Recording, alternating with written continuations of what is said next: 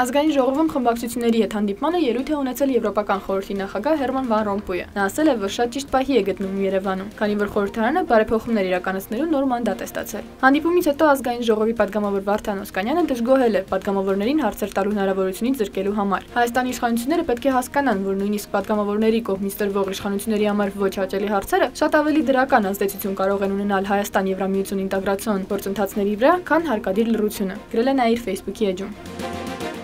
Մինչ Եվրոպական խորհրդի նախագահը ելույթ էր ունենում ազգային ժողովում, խորհրդարանի դարպասների մոտ հավաքված հանրությունը բողոքի ցույցեր իրականացնում։ Ցույցը կազմակերպվել էր Ռուբեն Հայրապետյանին պատգամավորական մանդատից զրկելու պահանջով, սակայն երեկվա հայտարարությունից հետո ակցիայի նպատակը դարձավ Ռուբեն Հայրապետյանին Վահե Ավետյանի սպանության համար պատասխանատվության ենթարկելը եւ Հայաստանի ֆուտբոլի ֆեդերացիայի նախագահի պաշտոնից զրկելը։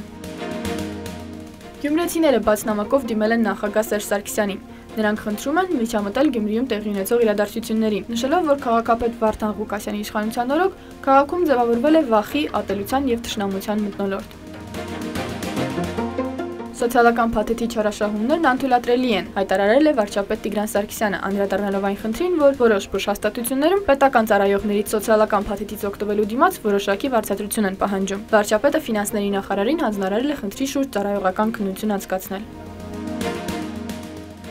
Ով է տեսել մարդը գնահող հարկավորության եւ միտինգի վերածի ամեն ինչ։ Դա մեր հայ մենթալիտետին հարիր չէ։ Փորձում են վրիժառության զգացումներ տոգորել հասարակության մեջ, որը արհեստական է։